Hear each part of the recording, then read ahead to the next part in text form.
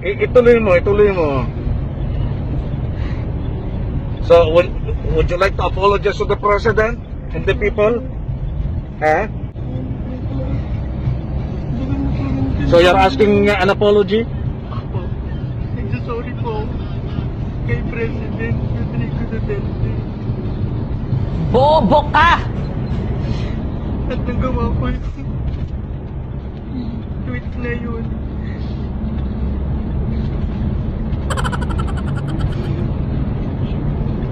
Hindi ko po intention yun. Hindi ko po intention yun. So what made you convinced to do that? Sa totoo po kasi.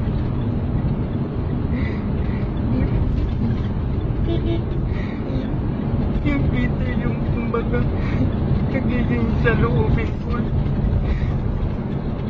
Pero walang pumapansin. Kaya nagawa ko yun.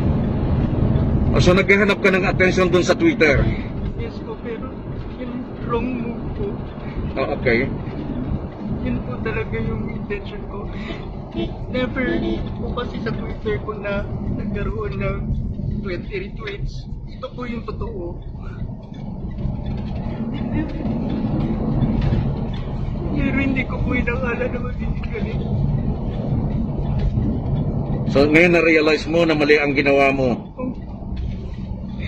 Kasi po fame war po. Marami pa po pangalan. So Ronel, naghanap ka lang talaga ng atensyon. Yes po.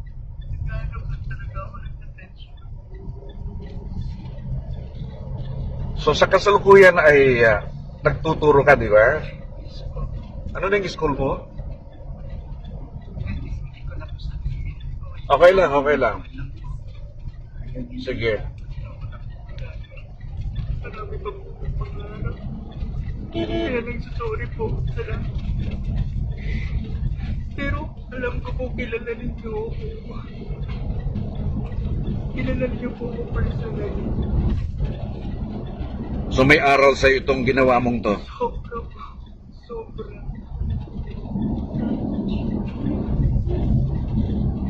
Nag-depress na po. Okay. Ronel, maliwanag naman na ang pag-amin mo from your heart. So, we will do our best na i-extend ang pag-intindi sa'yo. Alright? National security ang kinahinatnan nito. Seguridad ito ng ating bansa sapagkat kung pinatay ang ating presidente, what will happen to our country? Klaro ko lang po sa ako nakuha yung 50 million. Yes.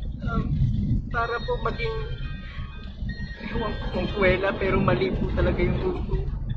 Inabatan ko po sa 50 million ni Duterte na pag ano rin sa pag ano ng vaccine. Kaya sorry. I see. So yung sinasabi ni Presidente na 50 million pesos ang kanyang ibibigay sa mga makapaggawa ng vaccine kontra COVID. Meron pa atang sinasabi na he will make it 100 million. Ay, wala po. And then I mean the President, I think. Ay, Parang ganon. Pero ang narinig mo lang ay yung 50 million. So tinapatan mo lang at ginawa mong sangkalan ito para lang mapansin ka. pero yun po, pinaka-wrong po. Pinaka-mali ginawa ko po.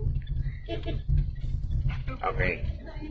Thank you. So itong mensahe mong ito, Ronel, ay mula sa iyong puso, hindi ka pinilit sa pagbibigay mo ng mensahe at paghingi mo ng tawad sa ating presidente. Hindi po.